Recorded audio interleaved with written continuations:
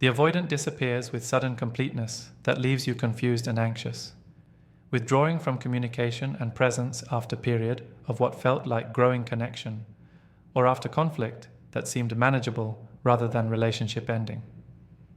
The withdrawal arrives without adequate explanation, without discussion of whether the relationship continues, without clarity about their intentions or their timeline for potential return. You experience their disappearance as abandonment that activates profound anxiety about the relationship's status, about whether you did something wrong, about whether they will ever return, or whether the relationship has silently ended through their unilateral withdrawal. You sit with this uncertainty for days or weeks, cycling through attempts to understand what happened, questioning your own behavior, wondering whether you should reach out or whether reaching out would push them further away. Then the avoidant returns, not with vulnerable acknowledgement of their pattern, not with accountability for the anxiety their disappearance created, not with clear communication about what caused their withdrawal or what has changed that enables their return. Instead, they resume contact as if minimal time has passed, offer casual explanation that minimizes the significance of their absence, demonstrate through their demeanor that they expect you to receive their return with relief rather than with questions about their pattern. And you do feel relief. The anxiety their disappearance created dissolves in the comfort of their return, and you find yourself grateful they came back rather than holding them accountable for leaving, accepting their minimal explanation rather than demanding the vulnerability and communication their pattern warrants. You tell yourself that their return proves they care, that their struggle with intimacy explains their withdrawal, that you should be patient and understanding rather than demanding more than their defended position allows them to provide. Yet something feels wrong beneath the relief. Some part of you recognizes that this cycle, the sudden withdrawal followed by the casual return, creates dynamic where the avoidant maintains complete control while you remain in state of perpetual uncertainty, where their patterns face no genuine consequences, because your relief at their return overrides your hurt about their departure, where you gradually accept less consistency and less security while providing more patience and more accommodation. You sense that what appears to be the avoidant's unconscious fear-driven pattern might actually function as effective strategy, whether conscious or not, that keeps you invested while preventing you from ever feeling secure enough to stop working for the relationship, that keeps you proving your worth while they remain defended, that maintains their power through your anxiety about loss. This recognition finds you exactly when you need it, when you are questioning whether to accept another return after another unexplained withdrawal, when you are wondering whether you should continue tolerating patterns that harm you in hope that the avoidant will eventually develop capacity for consistency they have never demonstrated across multiple cycles of the same behavior. The temporary discard creates exactly the anxiety they need you to feel. The avoidance withdrawal operates with particular psychological precision in how it activates your attachment system, generating anxiety that serves crucial function in maintaining dynamic, where you remain invested while they retain control. The withdrawal arrives at a moment when connection has been building, when you have begun feeling more secure in the relationship, when the avoidance presence has been consistent enough that you started relaxing your hypervigilance about potential loss. This timing is not coincidental. The avoidance nervous system becomes activated precisely when connection deepens toward genuine intimacy, when their defenses detect that emotional closeness has reached threshold that feels threatening to their defended autonomy. The withdrawal functions as a circuit breaker that interrupts intimacy before it reaches levels that would require sustained vulnerability the avoidance defensive structure cannot tolerate. The sudden quality of the withdrawal intensifies its psychological impact by providing no preparation, no gradual distancing that would allow you to adjust to decreased contact, no communication that would frame the separation as temporary or that would provide timeline for reconnection. The avoidant simply disappears, stops responding to messages, becomes unavailable, removes their presence from your life with completeness that forces you to question whether they are gone temporarily or permanently.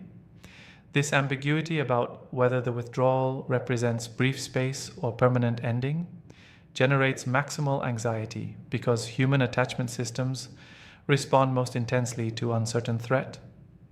If you knew definitively that the avoidant would return in 1 week, your anxiety would remain bounded by that certainty. If you knew definitively that the relationship had ended, your attachment system would begin grief process rather than remaining activated in hope of reconnection. The uncertainty the avoidance withdrawal creates keeps your attachment system in sustained activation, generating anxiety that persists across the entire duration of their absence. This anxiety serves crucial function for the avoidant by ensuring that you remain oriented toward them during their absence, that you think about them constantly despite their withdrawal, that you remain invested in the relationship even when they provide no reciprocal investment. The anxiety prevents you from moving forward or from directing your energy elsewhere because your nervous system remains focused on resolving the uncertain threat their withdrawal created. You cannot fully disengage emotionally because you do not know whether the relationship continues or has ended. You cannot invest in other potential connections because you remain psychologically bonded to the avoidant through the unresolved anxiety their disappearance generated. The temporary discard keeps you effectively frozen in relationship with the avoidant, even during periods when they provide no actual relationship, ensuring their continued significance in your life without requiring their continued presence. The anxiety the withdrawal creates also functions to make their eventual return feel like relief, rather than like something they owe you after creating the anxiety through their unilateral withdrawal. The avoidance disappearance generates such profound discomfort, the uncertainty, the self-questioning, the fear of permanent loss, that when they return, you experience their presence as resolution of distress rather than as inadequate offering that should not satisfy you. The contrast between the anxiety of their absence and the relief of their return makes their mere return feel like gift rather than like minimum expectation, makes their resumed presence feel like enough despite them providing no accountability, no vulnerability, no change in patterns that caused the withdrawal. The avoidance creation of anxiety, followed by relief, trains you to accept their return gratefully rather than to demand the consistency that would prevent the anxiety-producing disappearances from occurring repeatedly. The temporary quality of the discard particularly serves the avoidance needs by maintaining your investment without requiring their transformation. If the avoidant disappeared permanently, you would eventually complete grief process and redirect your energy elsewhere, eliminating you as option for them. If the avoidant remained consistently present, they would face sustained intimacy that activates their defensive anxiety, requiring them either to develop capacity for that intimacy or to end the relationship definitively. The temporary discard allows the avoidant to have both. They can regulate their anxiety about intimacy through periodic withdrawal while maintaining your investment through periodic return, never facing consequences that would force genuine examination of their patterns, because the pattern itself prevents consequences from accumulating. The anxiety the discard creates in you also prevents you from seeing the pattern clearly while you are experiencing it. Your activated attachment system focuses your attention on resolving the immediate threat, getting them back, understanding what went wrong, figuring out how to prevent future withdrawal. This crisis-oriented focus prevents you from stepping back to observe that the withdrawal itself represents the pattern, that the cycle repeats with predictable regularity, that their return never includes genuine change that would prevent future disappearances. The anxiety keeps you focused on surviving each individual cycle, rather than recognizing that the cycle itself is the problem, that someone who repeatedly discards you temporarily is demonstrating fundamental unsuitability for healthy relationship, regardless of whether they return after each discard. The withdrawal also creates anxiety specifically calibrated to make you more accommodating and less demanding when the avoidant returns. The fear their disappearance generated makes you grateful for whatever they offer upon return, makes you hesitant to express hurt or to establish boundaries that might trigger another withdrawal, makes you willing to accept their minimal explanation and their casual resumption of contact, because holding them accountable feels risky when you just experience the profound discomfort of their absence. The anxiety the discard creates thus serves double function. It keeps you invested during their absence while making you more manageable and less challenging of their patterns when they return. Understanding that the temporary discard creates exactly the anxiety the avoidant needs you to feel requires recognizing that the pattern functions too effectively to be merely unconscious fear response. The timing of withdrawals when intimacy increases, the sudden quality that maximizes uncertainty, the temporary duration that prevents your complete disengagement, the lack of communication that maintains ambiguity, all these elements combine to create psychological state in you that serves the avoidant's defended position perfectly. Whether the avoidant consciously strategizes this pattern, or whether their defensive structure has simply learned through trial and error what effectively maintains your investment while protecting their defended comfort, becomes less relevant than recognizing that the pattern functions as control mechanism that keeps you hooked through anxiety management that the avoidance withdrawals and returns carefully orchestrate. They return with just enough to restore hope, but never enough to provide security. The avoidance return after a period of withdrawal demonstrates sophisticated calibration in how much investment they provide, offering sufficient presence and apparent care to restore your hope that the relationship can work while withholding the consistency and vulnerability that would allow you to feel genuinely secure. The avoidant seems to possess intuitive understanding of exactly how little they can offer while still maintaining your investment, how to provide minimum necessary to keep you engaged without giving so much that they face sustained intimacy their defensive structure cannot tolerate. This precision in offering just enough while withholding too much keeps you in perpetual state of working for the relationship, hoping for more, believing that transformation is possible if you remain patient and understanding. The avoidant returns typically with warmth and engagement that feels genuine in the moment, creating impression that something has shifted during their absence, that they missed you and recognized during the withdrawal how much you matter to them. They may initiate contact with sweetness, may demonstrate temporary increased availability, may share vulnerable moment that suggests they are ready to open up in ways they could not before the withdrawal. This initial presentation upon return generates your hope because it feels like evidence that the withdrawal created productive reflection, that absence made them realize what they have with you, that this time might be different because they seem more present or more emotionally available than before the discard. Yet the increased presence and engagement the avoidant demonstrates upon return proves temporary rather than representing genuine transformation. After a brief period, days or weeks depending on how long the withdrawal lasted, the avoidance behavior reverts to patterns that preceded the discard. The warmth fades into their usual defended distance. The availability decreases back to their baseline minimal presence. The vulnerability they briefly demonstrated disappears as their defenses reconsolidate after the temporary softening their return required. You find yourself back in the same dynamic that existed before the withdrawal, with the same lack of consistency, the same defended distance, the same inadequate presence that creates perpetual longing for more than the avoidant demonstrates capacity to provide. The just enough quality of what the avoidant offers upon return specifically targets your hope by providing evidence you can interpret as progress while never providing sufficient change to actually meet your needs. The avoidant shares one vulnerable moment, and you interpret this as sign they are developing capacity for emotional intimacy, despite that single moment being followed by weeks of defended opacity. The avoidant maintains consistent contact for a few days, and you believe they have learned to prioritize their relationship, despite that consistency degrading back to sporadic availability within short period. The avoidant makes promise about doing better, and you invest hope in that promise despite their history demonstrating that promises do not translate into sustained behavioral change. Each minimal gesture the avoidant offers becomes, in your hope-oriented interpretation, evidence that transformation is occurring, that your patience is paying off, that the relationship is moving toward the security and consistency you need.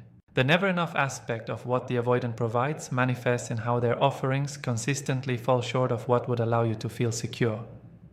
You need consistent presence and they offer sporadic availability. You need emotional vulnerability and they offer defended surface level sharing with occasional glimpses beneath their defenses.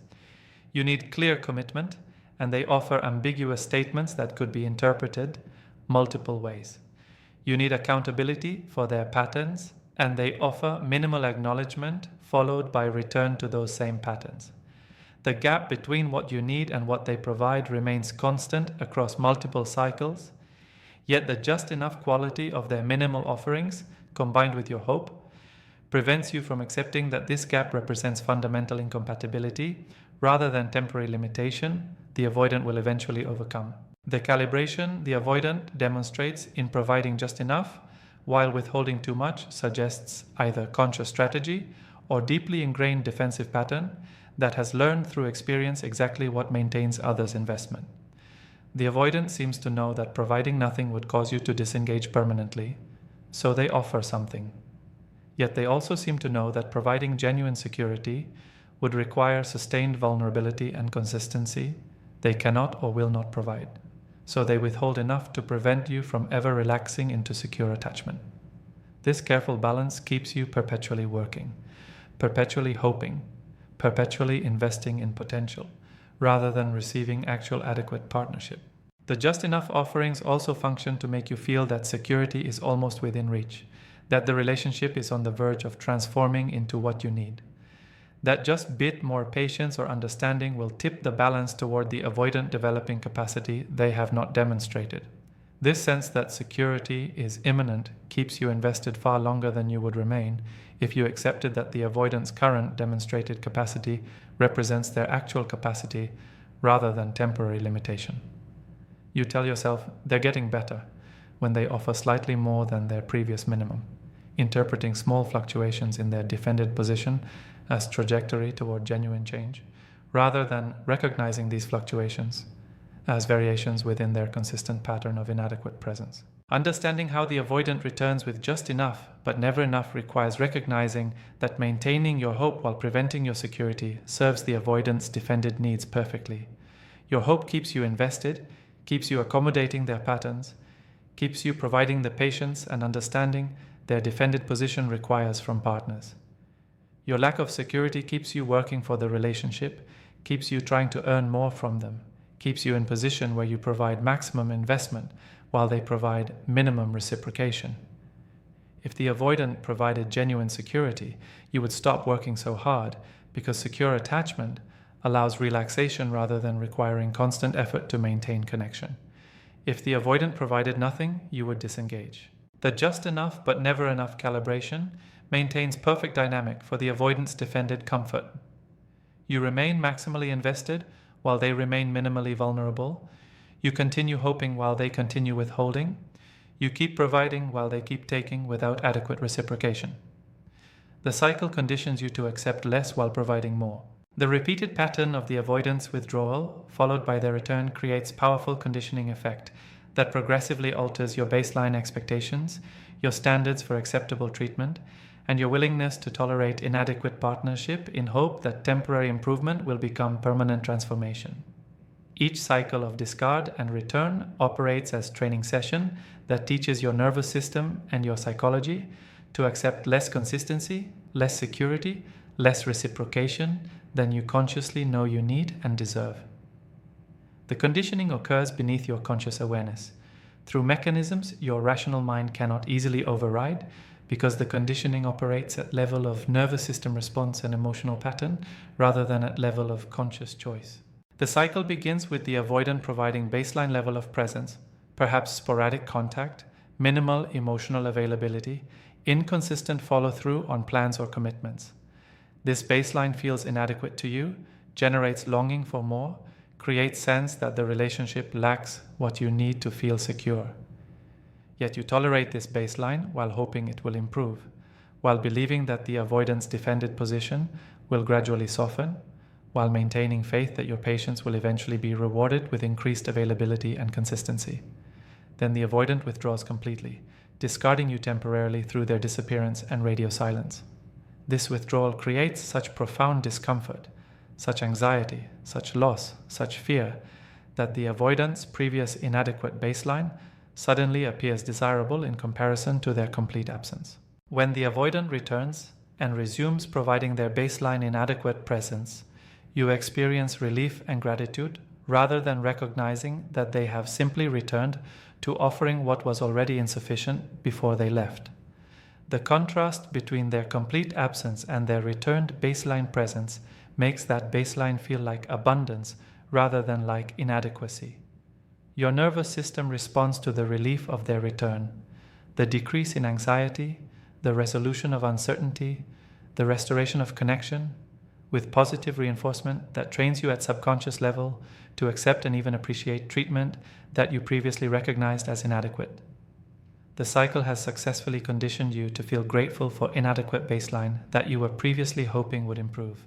The conditioning intensifies across repeated cycles because each withdrawal and return lowers your baseline expectations further. The first temporary discard might make you grateful to return to the avoidance previous level of presence. The second temporary discard conditions you to accept even less, perhaps even more sporadic contact, or even more defended emotional unavailability, because anything more than complete absence now triggers your relief response. Across multiple cycles, your standards erode progressively as each withdrawal resets your baseline for what feels acceptable downward, as each return conditions you to be grateful for less than what you accepted in previous cycle. You find yourself eventually accepting and defending treatment that you would have immediately rejected as inadequate if someone had offered it at the relationship's beginning. The conditioning also operates by training you to provide more investment, more patience, more accommodation with each cycle. After each return, you increase your efforts to prevent future withdrawal. You become more careful about expressing needs, more accommodating of the avoidance defended limitations, more willing to take responsibility for relational problems that actually stem from their patterns. You tell yourself that your increased understanding and patience will help them feel safe enough to remain present consistently, that your improved management of your own expression and needs will prevent triggering their defensive withdrawal. The cycle thus conditions you not only to accept less from them, but also to provide more of yourself, more emotional labor, more accommodation, more suppression of your legitimate needs in desperate attempt to stabilize relationship that the avoidance patterns make inherently unstable. The conditioning becomes particularly insidious because it operates through intermittent reinforcement, the most powerful form of behavioral conditioning that exists. The avoidant does not withdraw on predictable schedule that would allow you to anticipate and prepare for their absence. They withdraw unpredictably, sometimes after periods of increased closeness, sometimes after conflict, sometimes with no apparent trigger you can identify. This unpredictability means you cannot predict when the painful withdrawal will occur, creating constant low-level anxiety that keeps you in hypervigilance state, attempting to prevent the next discard. When the avoidant remains present for extended period, or shows brief increase in availability, your nervous system experiences relief and hope that gets reinforced as positive outcome of your increased efforts, conditioning you to continue trying harder despite no evidence that your efforts actually influence the avoidance patterns. The intermittent nature of the avoidance presence, sometimes available, sometimes withdrawn, occasionally more engaged, usually defended, creates addiction-like psychological state where you become hooked on pursuing the positive reinforcement of their availability, despite that availability being unpredictable and insufficient. Your nervous system begins craving the high of their presence and engagement specifically because that presence is inconsistent. If the avoidant were consistently unavailable, you would grieve and move on. If they were consistently available, you would relax into security. The intermittent pattern keeps you in active pursuit, constantly working for the next moment of connection, constantly hoping that this time their presence will stabilize into consistency, constantly providing more of yourself in attempt to earn security they never adequately provide. The conditioning also trains you to suppress your own awareness of the pattern's harmful nature. When you begin recognizing that the cycle is repeating, that the avoidance return does not include genuine change, that you are accepting less while providing more, your conscious awareness threatens to disrupt the dynamic by motivating you to establish boundaries or to disengage. The relief you feel at each return, combined with the hope the avoidance minimal gestures generate, serves to suppress this threatening awareness. You talk yourself out of seeing the pattern clearly by focusing on moments of connection rather than on overall inadequacy, by interpreting minimal gestures as evidence of progress rather than as unchanged pattern, by prioritizing hope over accumulated experiential evidence that the pattern will continue repeating indefinitely. Understanding how the cycle conditions you to accept less while providing more requires recognizing that human nervous systems are far more influenced by patterns of reinforcement than by conscious, rational assessment. You may know intellectually that the avoidance pattern is harmful, that you deserve better, that their temporary returns do not constitute genuine change. Yet the conditioning operates beneath conscious knowing, training your nervous system to respond with relief and gratitude to treatment that should generate your rejection and boundaries. The cycle exploits fundamental vulnerabilities in human attachment psychology, the relief we feel when threat resolves, the hope that emerges from intermittent positive reinforcement, the increased investment we provide when pursuing unpredictable reward. Breaking the conditioning requires not just intellectual recognition of the pattern, but active disruption of the cycle through enforced boundaries that prevent the avoidant from continuing to condition you through their withdrawal and return pattern. Your relief at their return becomes more powerful than your hurt from their departure. The avoidance temporary discard creates psychological state where your nervous system's relief response when they return overrides your rational assessment of how their departure hurt you, creating dynamic where the positive feeling of reconnection eclipses the negative experience of abandonment in ways that serve the avoidant's ability to maintain the cycle without facing consequences. This emotional override occurs through specific mechanisms in how human attachment systems respond to threat resolution, how nervous systems prioritize relief over accumulated harm, and how the timing and contrast of the avoidance, withdrawal, and return exploit these psychological vulnerabilities. During the avoidance absence, your nervous system exists in state of sustained activation, your attachment system generating anxiety about the relationship's status, your body producing stress hormones in response to the uncertain threat, your mind cycling through attempts to understand and resolve the situation. This activated state feels profoundly uncomfortable at physiological level, disrupted sleep, decreased appetite, difficulty concentrating, physical tension, and restlessness. Your system exists in crisis mode, attempting to resolve the threat the avoidance disappearance represents. The discomfort is not merely emotional, but deeply physical, creating state your body is motivated to escape through whatever means possible. When the avoidant returns, your nervous system experiences immediate relief as the threat resolves and the attachment rupture repairs. Stress hormones decrease, anxiety diminishes, the activated crisis state downregulates back toward baseline. This physiological relief feels intensely positive. Your body flooding with the comfort of threat resolution, your nervous system relaxing from sustained activation, your attachment system registering that the feared abandonment did not become permanent.